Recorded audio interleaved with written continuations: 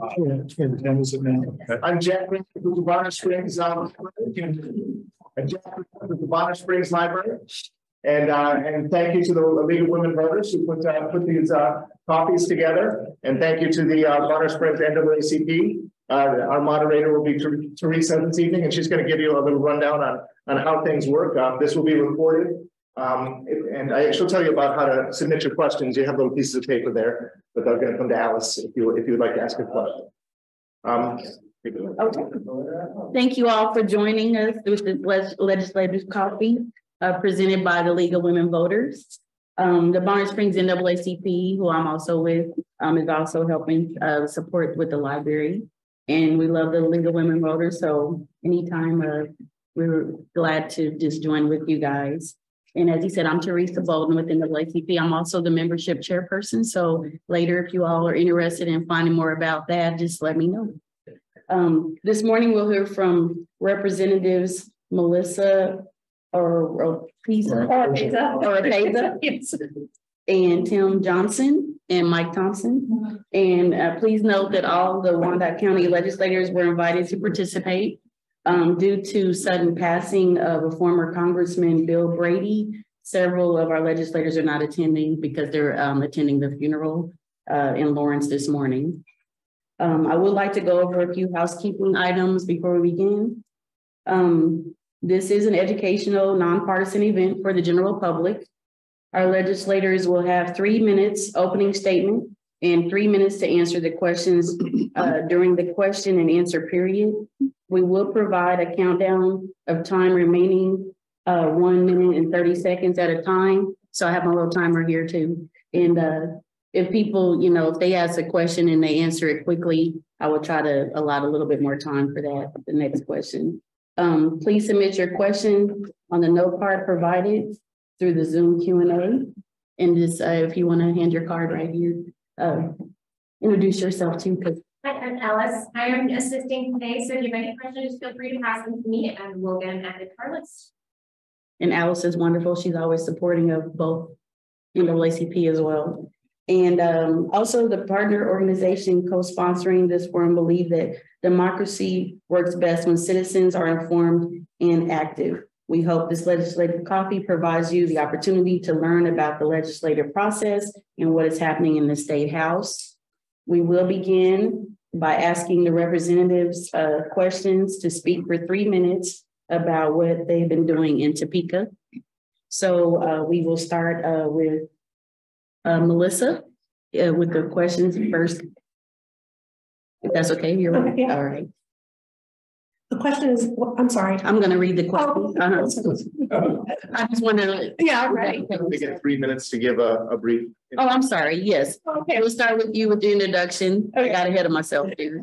And then we'll go all the way down the line. Okay, sounds great. Okay, sorry. Dr. Melissa Oropeza, and I represent District 37. I am a nurse practitioner by trade, is my other job. I graduated with my doctorate degree in nursing in 2020. Decided to run because District 37 deserved better representation than what we had the previous 2 years, and accomplished that. I'm a freshman legislator. This is my first time being up at Topeka, and I'm learning quite a bit. The District 37 runs all of Armadale. There's one street in Argentine, a little portion of Turner, and then goes all the way out to 94th and State Avenue. So it's quite a considerably change in district than what it was the prior years. I think of what else I can tell you. That's pretty much it. If you have any other questions, let me know. No, just Tim Johnson. I represent the 38th district. In the first 2 years that I was representative, I had a Bonner Springs address. I lived just over the county line at that time into Leavenworth County. I moved just a little bit north up about K7 and Leavenworth Road. And with redistricting, I picked up a little bit of Wyandotte County on the northwest corner. But I grew up in Wyandotte County. I consider myself a Wyandotte County person from the dot. Spent a lot of time when I was with the sheriff's office out here in Bonner Springs and have done a lot of history work. One of my favorites is sitting back there knitting or purling or whatever she's doing. Used to take my Scholars Bowl teams over to Bonner and get whooped every so often. Yeah, I do.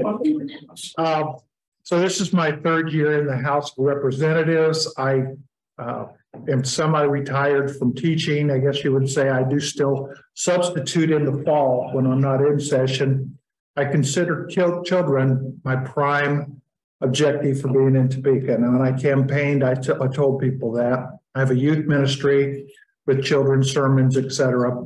And I do serve on the Children's Foster Care and Adoption Program Committee, which is near and dear to my heart, and the K through 12 Education Budget Committee and funding for schools. I will tell you, I strongly support the special education funding. I think that special education, and especially the areas where we're going with parents as teachers programs and the preschool, need complete and full funding. And I was very disappointed last year when they took out the dyslexia training and funding and we got it put back. So those are some of my features that I like to work on in Topeka, but I also have worked on the Veterans Committee because of my family, 2 sons that are still in the military. Very important to me that we serve our military veterans. My favorite bill this year, it took me 2 years to get it done, was the Bronze Star, Silver Star license plates for veterans. We didn't have a special plate. We had every other license plate in the world. I think there was a roadkill license plate somewhere, I'm not sure. But one of my good buddies, Rob Oliver, Major Rob Oliver out in Linwood, wanted a Bronze Star plate. And it took us 2 years, and it was so neat. January 3rd, the first day they opened, he got the #1 Bronze Star license plate for the state of Kansas. That was just a small victory, but I do want to serve that. These 2 people are awesome to work with. She is so funny. And over here, you don't even know what he's doing. Somebody comes up and says, I got to stop. Wait a minute, I was going to tell you. So people come up in the hall, and if they're complaining, he goes, "Oh, I think you want the other Mike Thompson."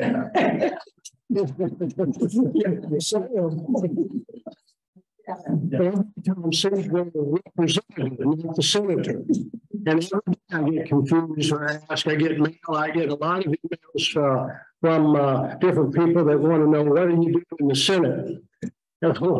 So I kindly sent back and said, you have the wrong Mike Thompson. And even on the campaign trail, people wanted to know if I was a senator. And real quick, I'll say this and then I'll move on. One gentleman stepped out of his door and knocked on the door, and he says, "Why don't you? I've seen you on Channel 4." I said, "Well, I'm not the weatherman." And he stepped back in his house and said, "Oh, well, you do look a little aged." So we get confused all the time. I am Mike Thompson. I am not originally from Bonner, but my wife was from Bonner Springs. She grew up here since '52. And her name was Calkins, and she graduated from Bonner Springs in '70. So I put this at basis. And I went to high school and junior high in Topeka. I was looking for a job. This came up, this opportunity to serve at the State House. I was in my shop, and I won't go through the whole story, but I really felt the Lord leading me to do this. It was as strong a call as it was for me to go in as a chaplain with the military. I was a hospital chaplain in 5 different hospitals and a military chaplain.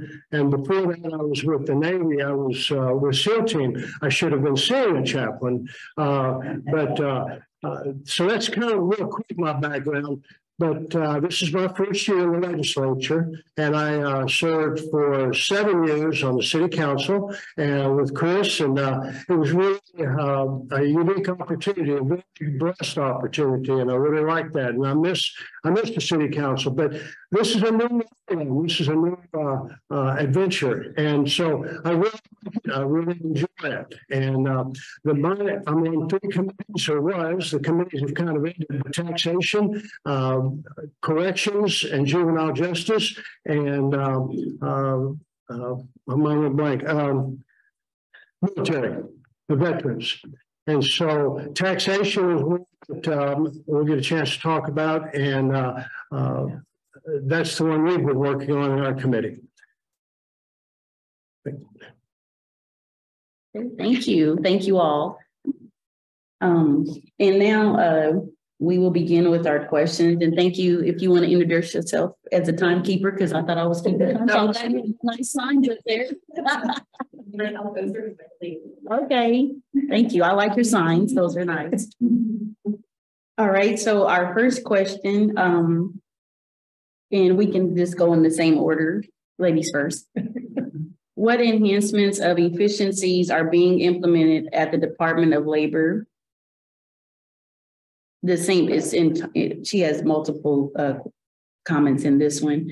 I lost my job January 1st, and I am still waiting to receive benefits. When you call them, the recording says all lines are busy and then disconnects you. So the question is, what enhancements and efficiencies are being implemented at the Department of Labor?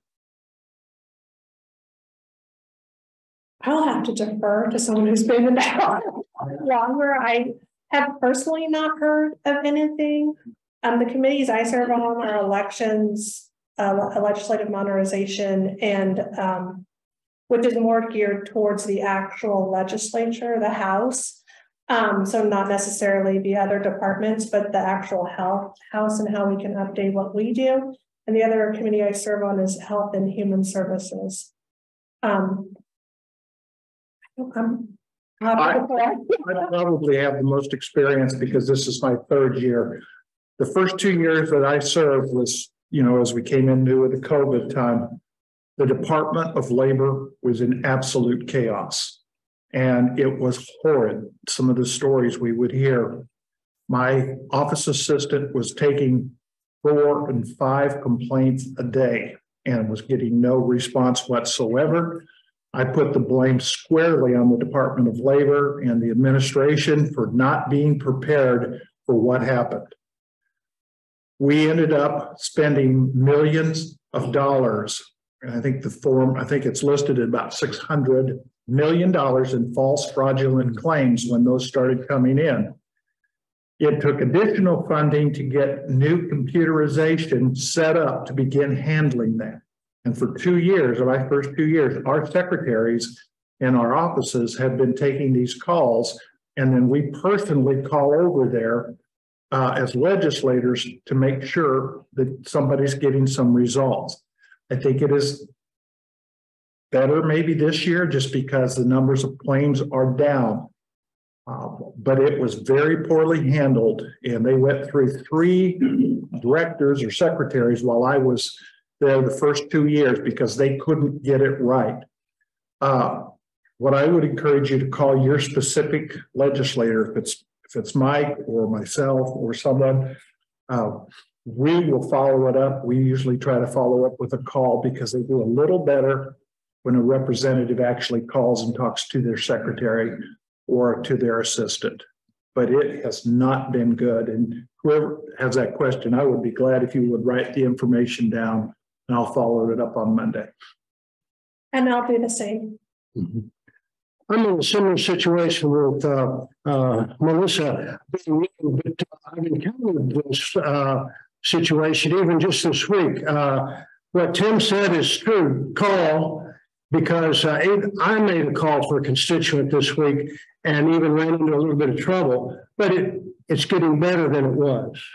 And they are working on things and trying to square things away. But sometimes somebody needs to call. And I forgot to mention my district. You said give me a call. My district goes, it's 33 from Bonner to Turner, 635. So anybody in there, if there's issues, don't hesitate to give me a call or an email. Now, I've got 3 different emails, and I'm trying to stay on them. And the ladies we're talking about that at the emails. We're working on it, but that's they're working on things in Topeka, but it still has a little ways to go. So ditto on what Tim says. Okay. And if some of your that have submitted questions, if they've been answered, they'll be notified into, you know, the other questions. Okay, our next question is, what emergency plans are in place to protect the citizens and water sources should there be a train derailment involving toxic materials? There was a water bill that's just come out, which from what I understand, being a first-time legislator is really innovative and will actually bring us more up to date on our sustainability going forward with water. Specifically to the train derailment, there was, and I don't believe it's been taken out, a specific line that was put in if there should be a train derailment and toxins were to get onto the state of Kansas or in the state of Kansas, that those people would then lose their incentives to go through the state of Kansas. So they're, what am I thinking of? Yeah, they lose their trail. They lose their trail. So I'll let. Yeah, we have an emergency management office that is designed to handle those from the start. And I also am aware in the last 3 weeks, the Adjutant General's office out of the National Guard has made some special provisions because we recognize it's going to take some extra work. National Guard, of course, is one of those agencies we can put out there for certain events to help protect with security, et cetera, especially if it occurs in a smaller county. Ron Highland was our water chairman for many years, just retired, has set in place several bills, and the one that Melissa was talking about is there. And I think we are probably pretty well prepared in Kansas, especially from what happened up in Washington County up on the north border. You folks remember, which I do, the K-32 corridor. Folks, back in the day, in the 60s and 70s, the railroad called it Blood Alley. The numbers of derailments, car, truck ring. I remember a couple of the derailments. People would try to run the tracks, et cetera. My dad, when he was a driver's ed teacher, actually did a master's thesis on the railroads here. And fortunately, this whole area from that ran through Turner on throughout here through Bonner was modernized with what we see now in the gates of things. But there are rural areas right now that are subject to some issues. I think we're probably in this area pretty safe now. That's just what I from that area. And I have been in emergency management when I was with the sheriff's office. So we're prepared here, but I don't know how that would be say out in western Kansas or some of those other areas, but I do think the state is getting prepared. Would you mind reading the question again? Sure. The question is, what emergency plans are in place to protect the citizens and water sources should there be a train derailment involving toxic material? So it's more about the train wreck instead of the water. Whoever asked that question can elaborate. The water, I like what Melissa was saying, and let me kind of change that just a little bit. The water bill that she was talking about is a very good bill, and that's historic. And so that has to do with making sure we have enough water 20 years down the road, 30 years down the road. So maybe it's a little different than what we're doing if there's a train derailment. But I wanted to emphasize that she's right on that, and that's a very good bill. And also, Banner has a chance to benefit this bill if it passes on through. It's to preserve the water aquifer, but also the smaller towns helps in financing, extending loans, things like that. And Bonner is in the process of starting to build the water treatment plant. Now back to the train accident. Every state's looking at that. Everybody's looking at that. But tying it to our water, and our crisis management. Bonner does have those issues that they're looking at, and they're setting up for it. And Sean Peterson, the city manager, is very good at setting things up and looking at things like that. And so they both will be tied together, but I wanted to separate those just for a little, because I appreciate what Melissa was saying. It's a very good bill. And yes, they are looking at trying to make sure that the same thing doesn't happen. And real quick, I know in my southern area by Sarcoxy Lake, which is right off K32, we have that main route. And I know that the state's been in there because there are concerns about the Sarcoxy Dam, the Lake Dam issue. It's going to have to be resolved and some water issues there. And so I know that within the last year, the state is taking action to make sure that that is safe. can I add something to that? Does he have time on his? Yes. One of the things that I know that the states are trying to do, and I don't know if we have anything in particular, but they're trying to shorten the trains. That's one of the things they're trying to do. I think one of the things that was involved was the length of trains. And I happened to be talking with a lobbyist this week, and he says, we keep putting together those longer trains, and it's just more efficient. We're trying to, so it's a catch-22. And I'm not saying they're right in having longer trains, that maybe shorter ones are better. But the longer ones, efficiency and fuel, and I mean, there's just a lot of things. It's not an easy topic. It's not easy, but the people are looking at it, the different agencies. Okay.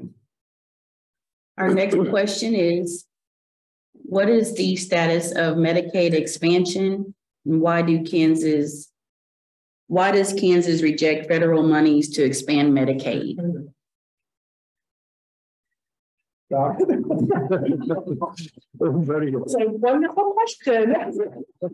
Freshman legislator, I'm not sure why we're not looking Medicaid. No, let me explain. So you're a Democrat, right? Yes, I am a Democrat. Blind us Republicans. I don't know why. And Mr. Johnson, if you want to start, I can change it up and you can start with the answer and then we'll go back to the other two. I'll just go back. It probably is a politically partisan issue. I would say that the leadership within the Republican Party in the House and the Senate are not going to bring it up. It's as simple as that. It's not going to happen this year.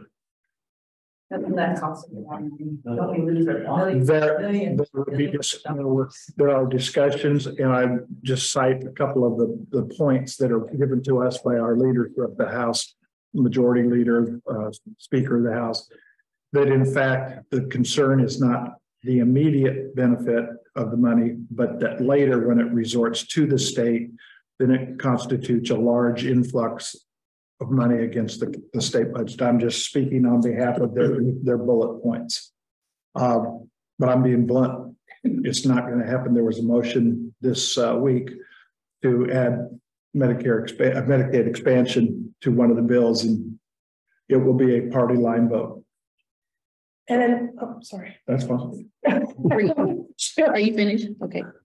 And then so to Representative point there. So they have their bullet points as well as the Democrats have our bullet points, and our bullet points would be that with the influx of money, as well as where the governor currently has us, those realizations would be 8 to 10 years down the line and would give time to evaluate budgets and continue to improve and assure that we have sustainability for the expansion program. So it's not like it's immediate, like, oh, 6 months later, then the state's in trouble. These are, as he said, very realistic things that need to be thought of. But again, we're not on a short timeline, we're on a longer timeline. Just wanted to make sure that people understood that as well. One of the things I wanted to say first is kind of a ground rule. We are Democrats, Republicans, but I tell you what, something that I've seen this year that I have been the most proud of is how well we all get along. There are disagreements, but I tell you, it's just we respect each other. And I'll speak for myself. I respect the other freshmen and the other Democrats. And I think there's that mutual thing. We fight or maybe I use a different word. We struggle with the different issues, but we don't struggle against each other. And that's one of the things that I've been most proud of, is to see that. And so I thank Melissa so back to my personal, I'll share my personal reasons on the Medicaid expansion is I struggle with giving money to able-bodied people. And that's what this will do, is give money to able-bodied people that aren't able to work. And see, on the other hand, we're talking about a shortage in the workforce. So that doesn't make sense to me. The other is the money that we get from the federal government. I read, and I'm not sure. I'm still trying to learn about this. That's not a forever group of money. That's going to run out here. That's going to stop sometime. We don't know. Now, that's the other thing for me. I don't know about Melissa, but you know, you go into any topic and you can find the pros and the cons. You can find articles that swear this is it and find other articles that swear this is not. And so it's kind of up to us to kind of find out and pick and choose on that. The other thing is, I've talked about the rural schools. Medicaid does not pay for a lot of things that private insurance companies will pay for. So some of the other doctors, Republican doctors, I'll admit, they're saying, no, it'll hurt us, it'll shut them down. Then you hear other people say it will shut them down. So we'll go back to what you said. It's not coming up right away. It's been 10 years that we've done it. Just saying. Yeah. My husband's a doctor and rural hospitals are closing as we speak, but I'm not supposed to, I'm not lying. I apologize. How to order anything.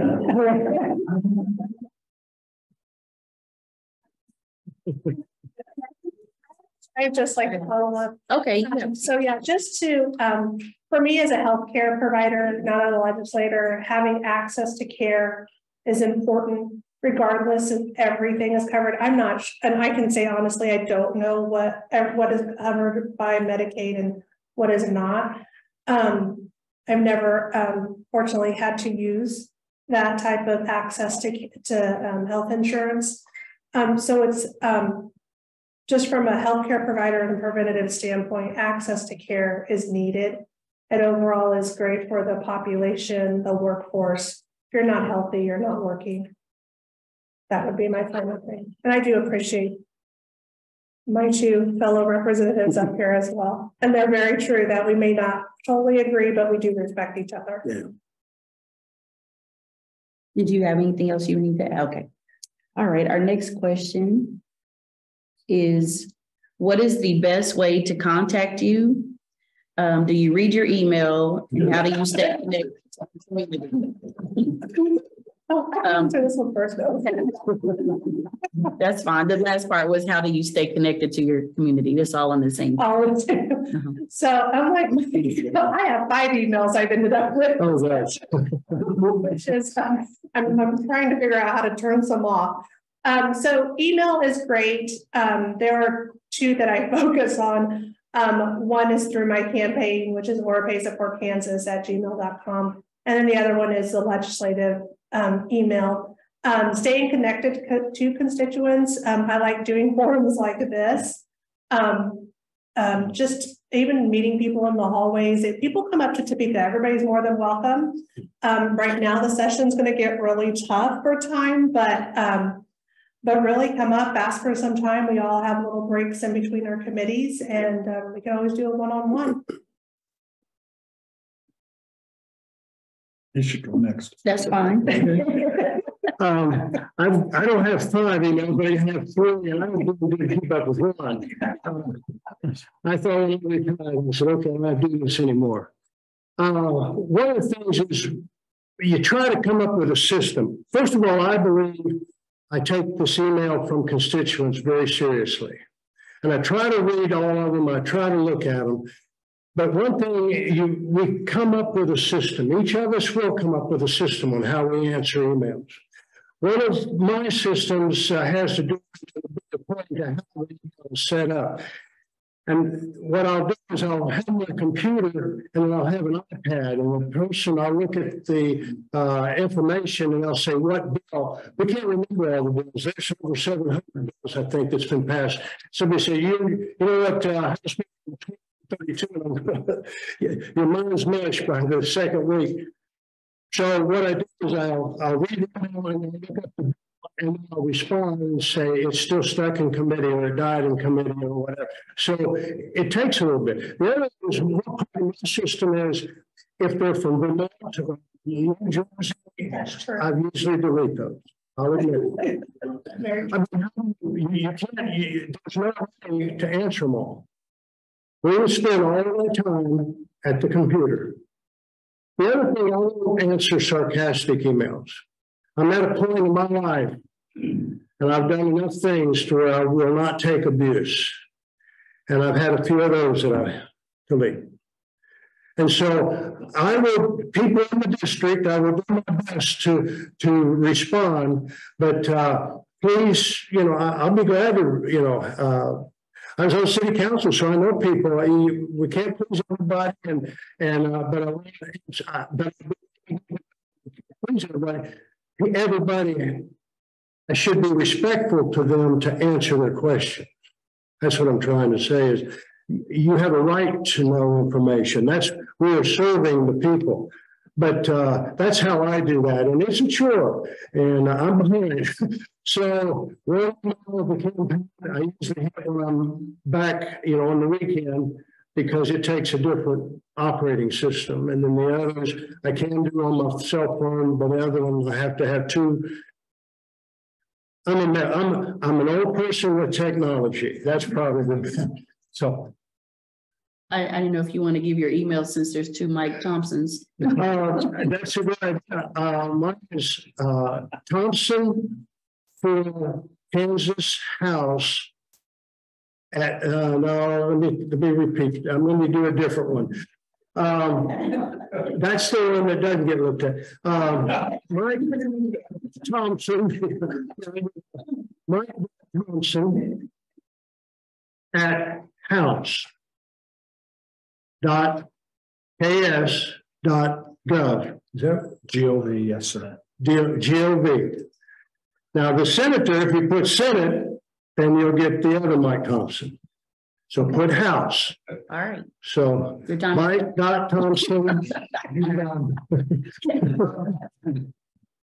I have just two. My house is probably the best one, which is Timothy Johnson at house.ks.gov. My home one is Tim Johnson at sunflower.com. I do check both. I spend at least an hour a day answering emails and letters. The worst thing you can do is just do one of those one-click politic things and they send me something. I want to know what you think.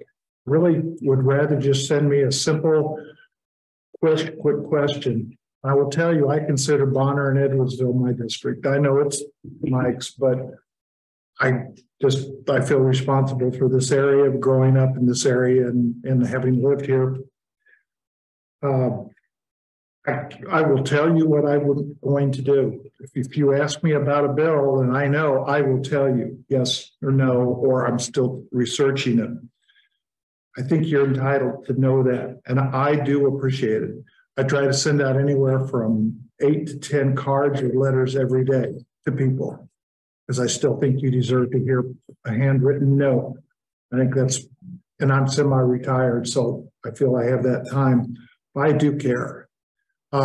Example, this week I got just a couple quick ones out of the Baser area, and they were talking about a puppy mill bill. And I had no clue because I hadn't been in on that. It's not the emails. Yeah, I had no clue what it was, so I had to go look it up. And then I actually asked him, could you tell me? Because I don't know it's a deal out of Wichita. And a lobbyist had sent this one in. They're trying to get it so these big companies can do puppies and kittens and things. And these people are advocating against it. As soon as I read the bill, I thought, yeah, I don't think I care for this bill. And this was a constituent. I missed it. I mean, there's 700. We're gonna do 31 of them on Monday. I do not always know. I'd like to hear from you, and do not apologize if you're not necessarily in the 38th. But if something goes wrong, I will blame it on Mike, okay? I'm done. Oh, sure. It's Oropesa, my last name, the number 4, Kansas. Oh, and then my legislative one is on my cards, oropesa4kansas@gmail.com. And then I have the card, I brought some business legislative cards that have the actual legislative email on there. I've got some cards in the. That would be helpful, thank you. If you all have cards. Yeah. I have a few, but they have my old home address from over here, but it's still the basics. And I just want to take 2 seconds. I agree with Mike and what he said about putting your address there and letting us know, because we do have access to Vote Builder, and that just helps us to really narrow down to our constituents, which is appreciative. And I do the same thing. If you're from Utah or Michigan, I delete. Yeah. I've only had one email that was kind of like very inappropriate, and so I didn't respond and I just deleted it. So I'm on the same as these 2 gentlemen are as well. So say, just a lot of times when I do write, it's new to me, but I'm writing y'all a lot of letters. If I say I'm a constituent, it's not enough because somebody you want the address. I personally would like an address, just because my area is so large. It's like a little square. I would know, but just by a glance, but yes, thank you. Yeah, with that up to redistricting a year ago, I had the largest area in Johnson County of any representative. Huge area, DeSoto down to Gardner Lake. So you put your address, I know where you're at. And if you're a border person just over the line, I'm still good. I've had people say I'm a constituent that live in Western Kansas.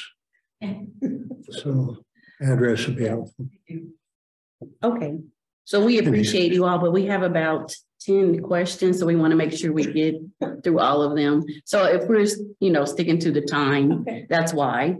No, you're okay. The next question is there any plan to raise minimum wage living in Kansas? We can go with Mr. Johnson. There was some discussions. It's my understanding from just speaking with leadership that it's not going to come up this year. Okay. Can we go with me? And I've not seen it. I brought a packet that has all the bills that we're going to be looking at. I've not seen it in there. Okay. And then from what I understand, there was a bill, but then it was gutted and they put something else in that minimum wage bill. So that's another thing that happens up at Topeka. They can take out the old language and put in different language, which are things that I'm learning. So as far as I know, there was only one bill like that and it's now gone. And that was out of Kansas City, out of Wyandotte County. That was pertaining to minimum wages here. That Okay, and why not County? was very specific. Okay. Okay. Our next question is, what is your stance on taxing Social Security? How about tiers for the state income tax to adjust gross income? So we'll go with Mr. Thompson. Do you mind stating that again? I left out, I think my wife was saying,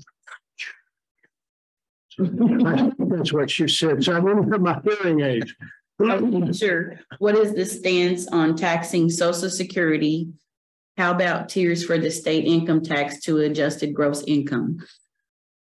Just this past Thursday, I'm on tax committee. We passed out of committee a tax bill, House Bill 2457, that included all of those. Our big thing, the people in Kansas are being taxed way too much. We are the worst state in the United States for retirees for taxes, income, sales, and property. Now, start with property. A lot of that comes out of county. So you've got to look at the county and talk to your commissioners, and you've got to get involved at that point. A lot of it comes out of the county. One of the things you specifically ask about taxing Social Security, one of the things that if this bill passes, it's going to start at, and it's a bipartisan bill. Tom Sawyer brought this amendment up, lowering the income to 100,000 versus 125,000. So if you make up to 100,000, then your income tax will not, your Social Security will not be taxed. So no tax on Social Security. Social Security state income tax slope from 75,000 to 100,000. So it was 75. That was the Sawyer amendment. They are looking at a flat personal income tax. Now, there's a lot of controversy over. A lot of people don't like flat tax, but it's because they don't understand it. Actually, a flat tax will help. I've heard that we heard hearings in committee where they said, well, the wealthy, which I don't know where that line is when they say wealthy. Who is that? Say the wealthy pay less and the people at the low income pay more. No, it's the other way around. And they've got it set up to where flat tax rate of 5.25% standard deduction, and it goes to 5.25%. That's the flat tax. Below, I believe it's below 25,000. Those people will not be taxed. And the standard deduction increases. Let's see, the single rate, corporate, all this stuff was just, it's new. I'm trying to sort through all of food tax will go down, the state food tax.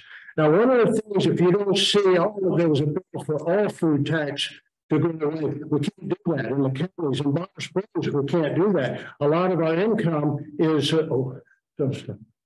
just now saw it. You can have mine a couple minutes. Well, we have the $0.25 sales tax. We voted in those two things. If we did away with all sales tax, that would hurt a lot, most of, and nearly all of the cities in the state of Kansas. And it would kill their budgets and the bonds and all of that. So they're not going to do that, but they're looking at lowering the state sales tax, which is 4%. So they're looking at increasing the deductions. They're looking at getting rid of the Social Security tax and also income. Property tax exemption increases. There's a property tax of what, 40,000? They're going to increase it. They want to increase it to 65. What they were trying to do, this is going to be a cut of the term that the originator of the bill was trying to stay at a cut of $500 million. And so that's, and he was able to stay at that. And this was a bipartisan compromise, and it's really a pretty good bill. We'll see if it goes through. So they're trying to do a lot to help Kansans because we're hurting. I'll just share with him being on the taxation committee. He has a far better understanding than I do. I won't see this bill until it comes actually to the House floor. Yeah. And so I'll ask him, I'll say, what do you want me to do? Because I have to listen to him. I am concerned over appraisal methods in the state of Kansas. In Leavenworth County, we've been working with our county commissioners. I have had no discussions in Wyandotte County. We have to change how houses are appraised. My suggestion is that we go to your appraised value is what when you purchase it, and then subject to COLA cost of living increases after that, but limiting it not like sales. Because just 2 miles from here where I lived, they increased my taxation in Leavenworth County a year ago, almost $60,000. Mm-hmm. And folks, I don't make a lot of money. I have Social Security, I have papers, which is not great. And then I make $88 a day when we're in session. We can't afford that. And I'm retired. And so Okay, and I'm new. So, being a freshman, but when Mike talked about Tom Sawyer, he has been in some capacity up in Topeka for the last 30 years, and he is our go-to tax person who really understands and knows what he's doing up there. There were just a few, because they do send these tax information over the to give us freshmen a little bit to think about over the weekend before we actually see the bill. So overall, it sounded really good, and that we've come up with some great compromises from the original bill. So when you factor in the standard deduction, personal exemption, and the 0% bracket, someone who's married with 2 kids would pay no income tax on the first $29,300 of income. Just an example from what Mike has already talked about. And then married with no kids for the first $24,800 of income. And then singles, it would be the first $12,350. You would pay no tax on. So those are just some examples of kind of like if you put some numbers and where you are in your life, or, you know, significant other or family members, to kind of moving towards the to what it kind of looks like going forward. But yes, as Tim said, I will too be looking to the people who are sitting on this committee, who hear this day in and day out and have more knowledge and education. I will always yield to an expert on kind of what's the best. I will ask them specifically, what about Wyandotte County? What about my constituents? What about the people I'm serving, to ensure that it works for not only the state of Kansas, but for always people in Wyandotte County as well. One quick thing. I sent you a text or an email about Dave Trader was talking, has a little video. Dave Trader of the Kansas Policy Institute has a video about house evaluations and what you can do. If you want to get that, you can talk to Jack about that. And I haven't listened to all of it, hadn't had a chance to, but it's pretty trustworthy website. And I think pretty good information. Dave Trader, Kansas Policy Institute. Okay. Were you finished, Doctor? Yeah. Okay. All right. Our next question is also on the subject of appraisals. Okay, that one's kind of tied into, they've already been answered. What are you doing in Topeka to support our local public schools? That question will be for Mr. Thompson. Well, we want to fund them. We've always funded the schools. I know that being on city council, we'd get the little pie charts, and our property tax, the largest part of it was schools. So if we're not funding schools, I don't know where my property tax is going. And I don't have kids in school. And as we go through this, and this is going to be probably some differences of opinions between several of us, but the way I understand it is that the disability is that money that's going is more than what's required by law. Schools are being funded. I'm hearing whether or not being funded, they are being funded. Now, one of the things that's coming up is this, what bill that passed was the, and I don't remember the name of it, where people can choose a different school. And so it's the savings account, educational savings account. And there's a big issue with that. I'm watching the time. What I'll say about that is I kept hearing on the floor that it was an experiment. Look at Arizona and Florida. Do your research and look at Arizona and Florida. They have the highest scores. They also, the public schools are financed and they're doing well. And what happens is that it takes, you know how much one child in Wyandotte County gets, how much we're spending for one child? Anybody have any idea? That comes out of the state and the federal? $20,000. It's about $19.50. The ESA, the Educational Savings Account, only $5,000. The rest of it goes to the schools. And Representative Rowan brought up a good point that even 2 years after a student leaves that school, they still get to count that student and get the money for that. So the money is going to the school.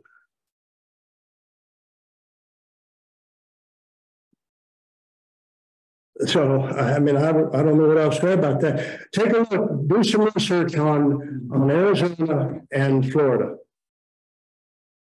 They've done a good job. In fact, I think Arizona is the top in the quality of education. And there'll be people who disagree with that, but Tell them to stop.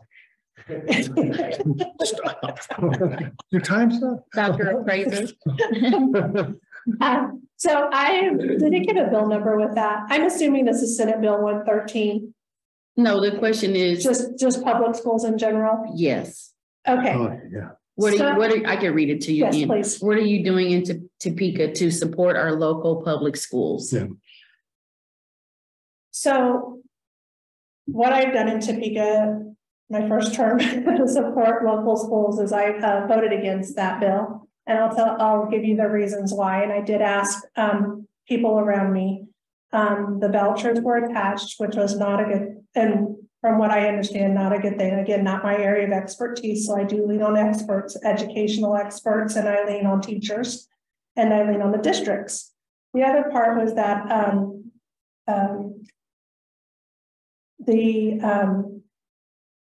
just drawing a blank. The educational disabilities and those children, those were funded in that bill, which is great, right? You'd want to vote for that, which is what we need. We need to make sure that we fully fund our disabled children that participate, autism, everything that participates in our public schools, and we want to make sure that they have the funding they deserve and the access that they have and that they need to in order to learn. So that's a great thing. What I've learned being in Topeka is that not everything comes through as a quote unquote clean bill. There are always things that are attached and put in that unfortunately you have to figure out as a legislator what weighs the best, or what does the good outweigh the bad, or does the bad really outweigh the good? So those are things you have to do. So, in talking and saying that, and I did listen to a lot of people, listen to constituents. I did vote against it, even though it was hard because it does fund the educational needs of our disabled students and those with learning disabilities. But then at the same time, you have to look at the bigger picture and what are we truly doing going forward.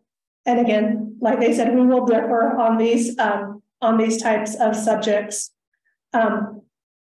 And that's where I have to go. I have to go with and leaning into the experts, which are the teachers and the districts. I believe also a teacher raise was included in that bill. And they are the ones telling me, please don't vote for it. I mean, so they're actually saying, don't put money in my pocket because overall the bad outweighs the good. So I would like to personally see a very clean bill go through, and let's see how that really does on the floor. Let's not tie everything in together, and let's do clean bills and see what everybody on the floor really truly thinks and how they want to vote. She voted against my bill for future raises.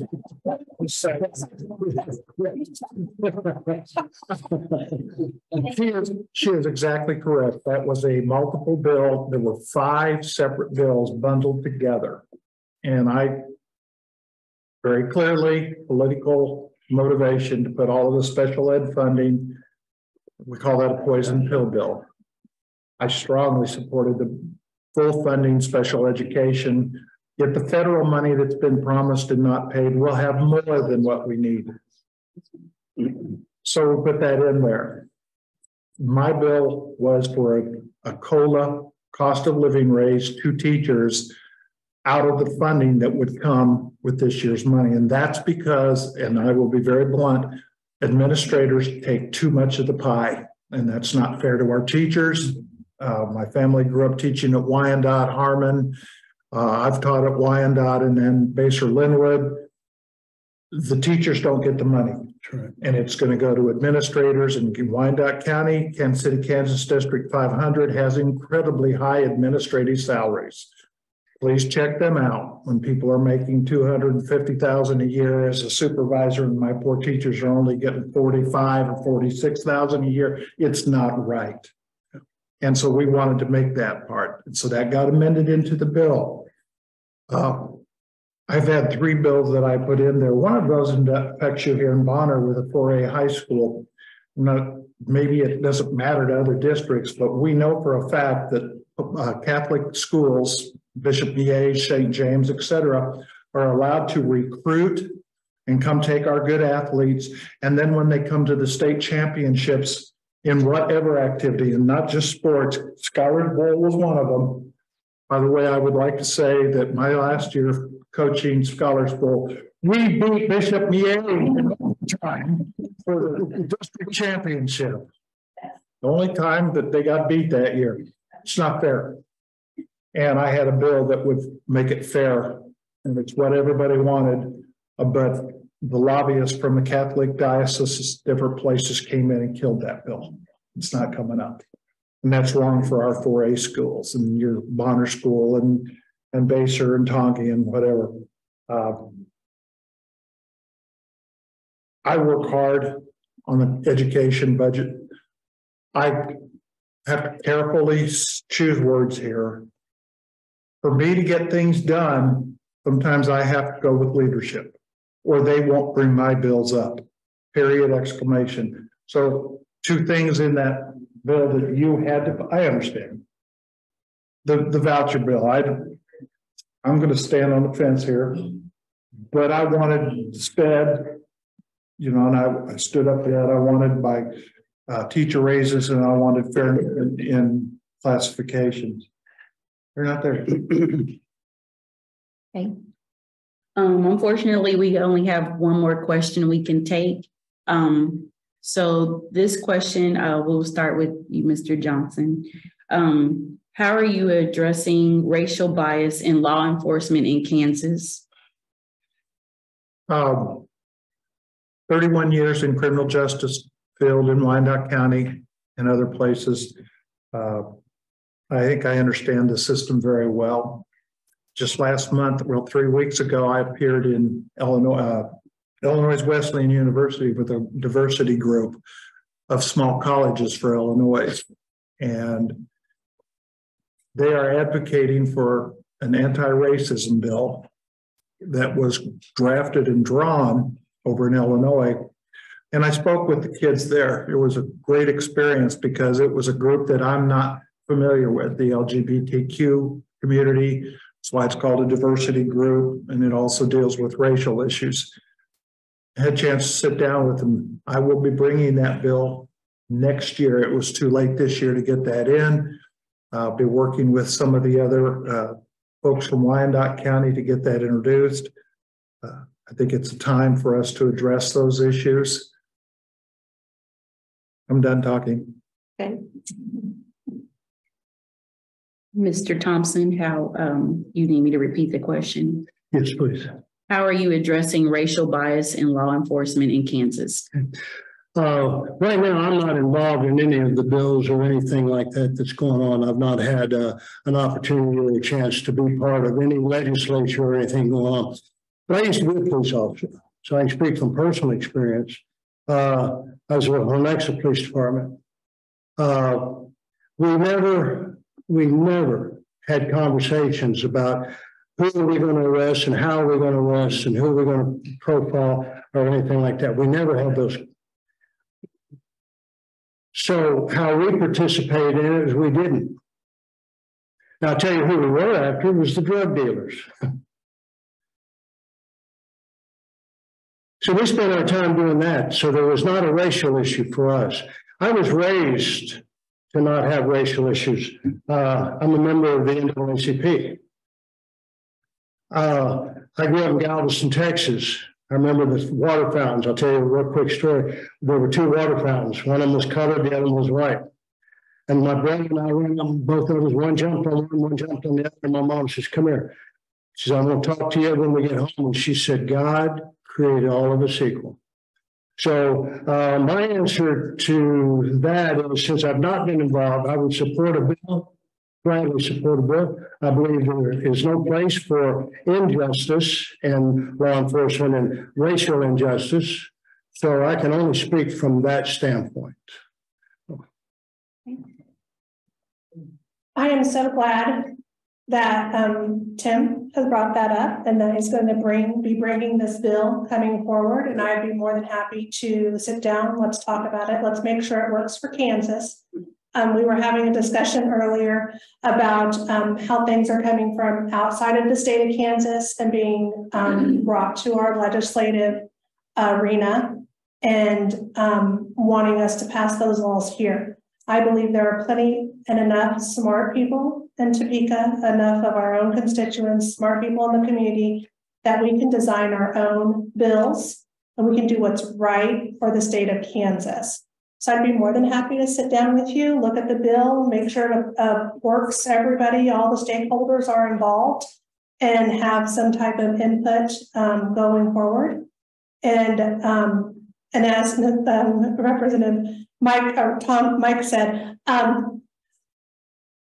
being a freshman legislator, I have not had the opportunity to participate in anything as of this session, but I do appreciate the opportunity in participating in next session, and especially with delegates from our area.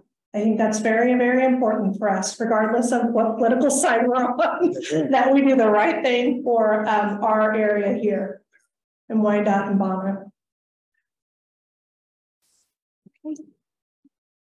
Well, I want to thank you all our representatives for coming today and sharing your perspectives with us, and everyone who was able to submit a question. I'm sorry if we didn't get to your question. And we just want to thank you for joining and engaging today in the conversation. And I'm sure you'll get some information from other people afterwards. And